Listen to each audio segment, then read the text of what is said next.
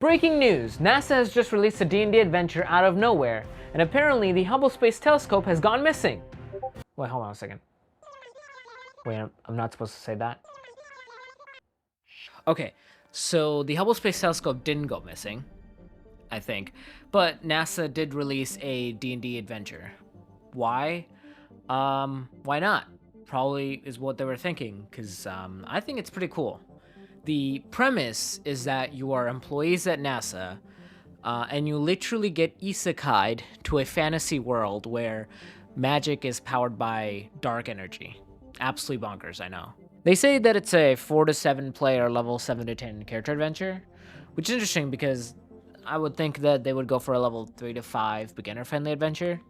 But hey, maybe they were like, if you're into NASA, then you're probably a nerd and you've probably played D&D before. Anyway, without giving too much away, you're isekai to this planet called Ixlaris. There are 5 major cities, each revolving around a specific scientific field, which I think is pretty cool, and more about this later. And magic runs on what they call the energy of the vacuum, which is actually called 0-point energy in real life, and is apparently a candidate for the source of dark energy. I don't know this, by the way. I read the appendix. There also seems to be other scientific concepts here, such as gravitational lensing, blue shifts, and red shifts. Yes, they were also mentioned in the appendix, so if you want to learn more about them, you know where to look. But don't go reading the booklet just yet if you're a player, because I think it's a promising adventure and it has some fun mysteries to it. So I think it's gonna be more fun if you play the one shot and then stumble upon these topics and then go learn more about them.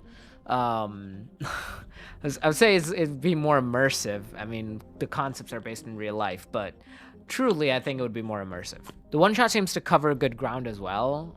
It's got puzzles, combat, asking around, you know, the good roleplay stuff. There's also enough material and inspiration here that I think you could turn into a full-fledged campaign.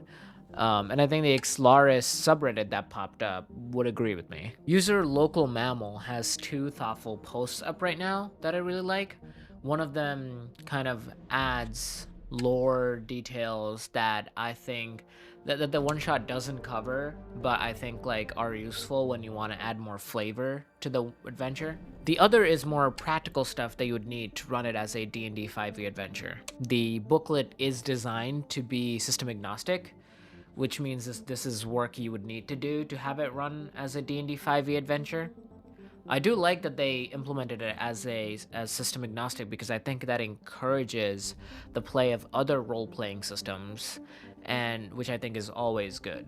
Definitely planning on using some of these things when I try to run this adventure with some of my friends. And speaking of friends, anyone that I've told about this adventure, it just seems like their curiosity just lights up, because they're like, what do you mean NASA released a D&D adventure, right? And I think that is, I think that's what they were going for, and I think it's very interesting, like the premise itself and all of that stuff. I really like the isekai aspect.